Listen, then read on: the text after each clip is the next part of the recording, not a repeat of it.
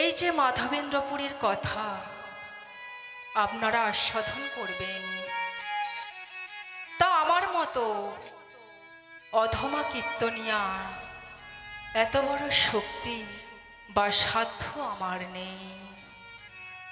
কারণ কবিরাজ গোস্বামী যার জীবনী রচনা করতে গিয়ে তার হাতটা কেঁপে গিয়েছিল, কারণ তিনি কত বড় বৈষ্ণব। আমরা মুখে বলে থাকি বৈষ্ণব, আপনারাও বলে থাকেন বৈষ্ণব। একটা কথা মনে রাখবেন, কণ্ঠে তুলসীর মালা আর কপালে চন্দনের তিলক ধারণ করে ভগবানকে সেবা দিলেই কিন্তু বৈষ্ণব হওয়া যায় না। বৈষ্ণব হতে গেলে বৈষ্ণব আচরণ শিখতে হবে, জানতে হবে, বুঝতে হবে। তিনোর মতো ধৈর্য ধরতে হবে। তৃণ মানে কি বলুন তো মায়েরা? তৃণ মানে কি মায়েরা বলুন তো? ঘাস। ঘাসের উপর কতই না অত্যাচার ও বিচার হয়। ঘাসকে কি কোনোদিন মাথা উঁচু করে দাঁড়িয়ে বলতে শুনেছেন যে আমার বড় ব্যথা লেগেছে? তেমনি বৈষ্ণব আচরণ হওয়া বাঞ্ছনীয়।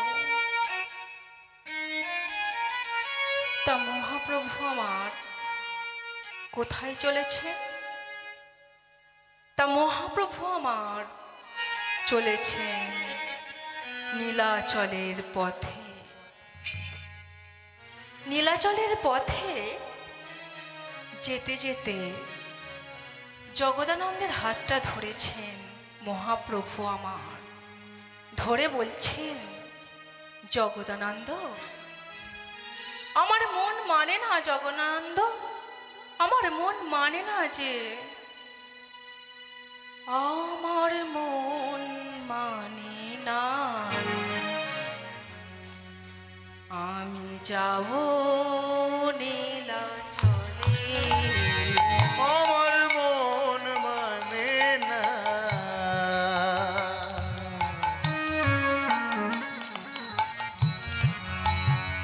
আমি যাব নীলাচলে। আমার মন মানে না, আমি যাব নীলাচলে। আমার মন মানে না, আমি যাব নীলাচলে। আমার মন মানে না, আমি যাব নীলাচলে। আমার মায়ের আদেশ মনের আদেশ, মায়ের আদেশ মনের আদেশ, মায়ের আদেশ মনের আদেশ, আমার মায়ের আদেশ মনের আদেশ। যাব নীলাচলে। আমার মন মানে না, আমি যাব নীলাচলে। আমার মন মানে না,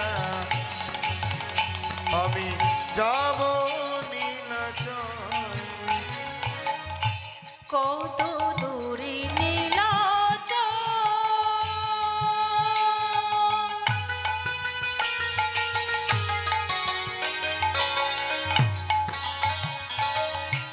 দেখব তরে জগন্নাথ স্বামী। কত দূর, কত দূর নীলাচল,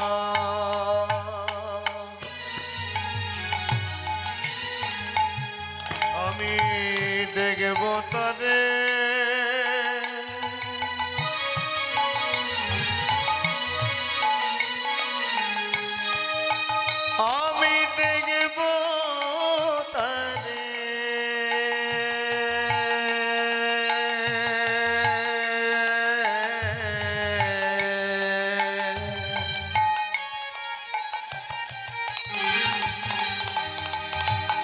জগন্নাথ স্বামী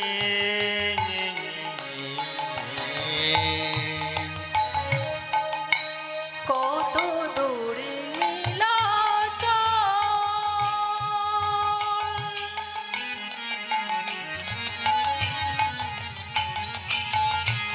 দেখবো তারে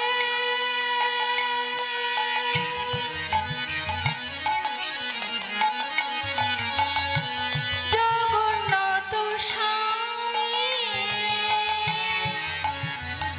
আর কত দূর নীলাচল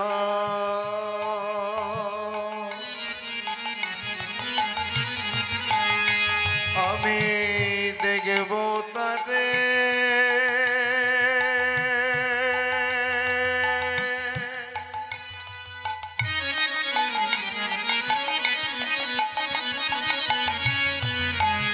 আমি দেখব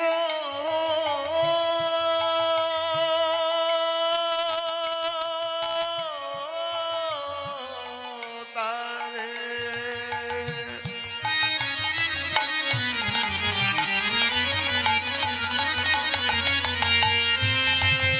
আমি দেখব তারে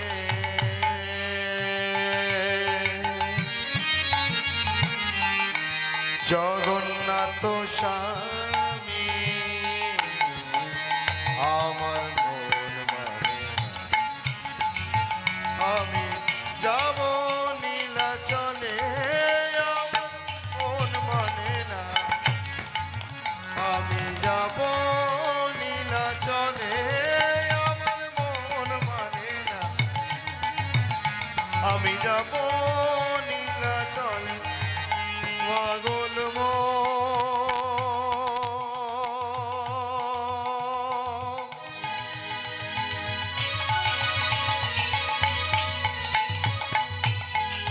ওরে মোনামা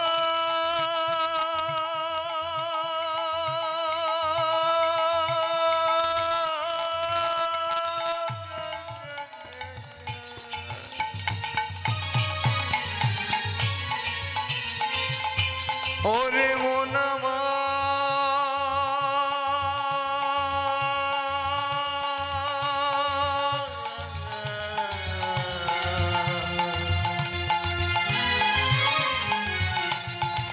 পাগল মন রে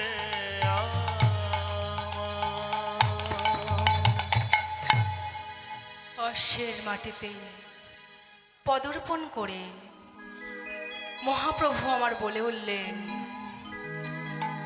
জয় জগন্নাথ কি। জয়। মায়েরা আপনারাও সবাই মিলে দুটি বাহু তুলুন, তুলে আমার সাথে সাথে বলবেন, জয় জগন্নাথ কি, জয় জগন্নাথ কি, জয় জগন্নাথ কি, জয় জয় জগন্নাথ কি। নাচিতে নাচিতে প্রভু আমার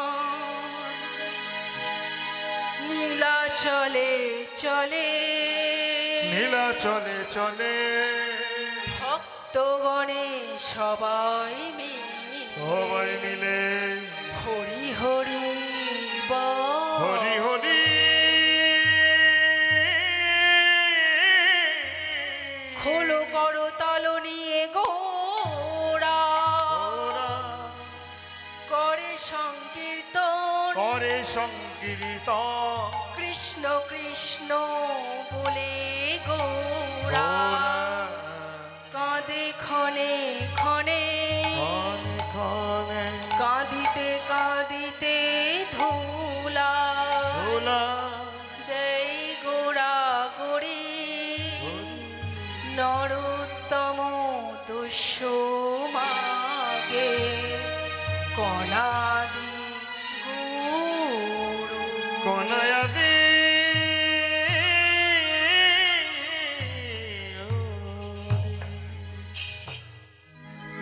তা মহাপ্রভু আমার জগদানন্দের হাতটা ধরেছে, জগদানন্দের হাতটা ধরে বলছেন, জগদানন্দ বলো ও জগদানন্দ, বলো বলো কোথায় এলাম বলো তো?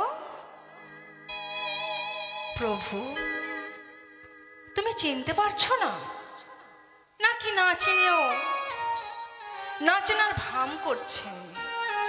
যিনি এই জগৎবাসীকে সবকিছু চিনিয়ে দিয়েছেন, তিনি চিনতে পারছেন না, এ আবার বললে হয় নাকি বাবারা?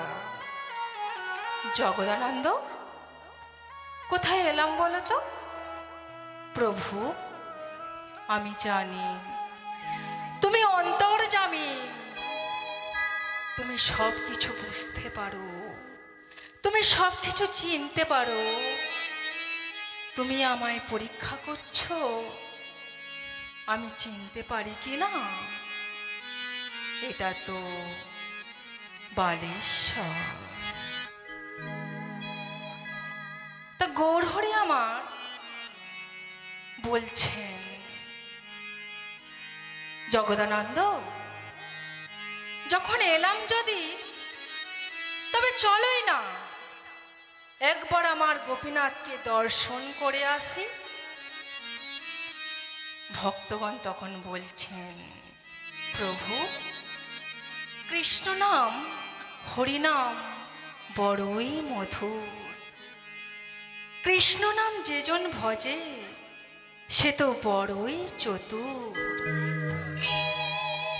তুমি তো নিজেই জগন্নাথ, তুমি তো নিজেই গোপীনাথ, তুমি আবার কি ওই মন্দিরের অচল গোপীনাথকে দর্শন করবে বলো তো? মহাপ্রভু আমার জগৎবাসীকে শিক্ষা দিলেন, আর রমুনায় গোপীনাথে মন্দিরের দ্বারে এসে মহাপ্রভু আমার বলছেন, ভক্তগণ দেখো দেখো, এই হলো আমার গোপীনাথ। ভক্তগণ তখন বলছেন, প্রভু, তুমি কোন গোপীনাথের কথা বলছো? মহাপ্রভু বলছেন, কবিরাজ গোস্বামী কলম দিলেন, রমুনার গোপীনাথ পরম আহা, পরম আহা, ভক্তি করি তারে আমি, করিলেন দর্শন।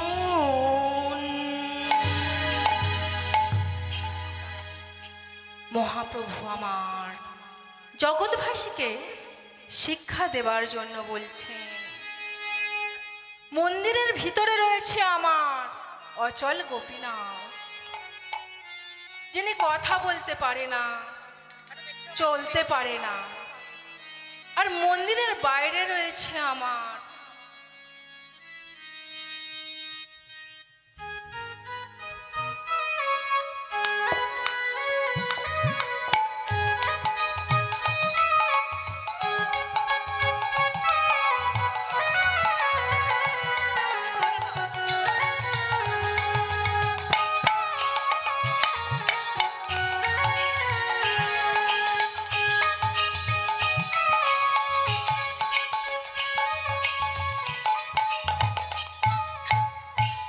তা মহাপ্রভু আমার বলছেন, মন্দিরের ভিতরে রয়েছেন আমার অচল গোপীনাথ, যিনি কথা বলতে পারে না, যিনি চলতে পারে না। আর মন্দিরের বাইরে রয়েছে আমার কলিযুগের পাবন অবতার।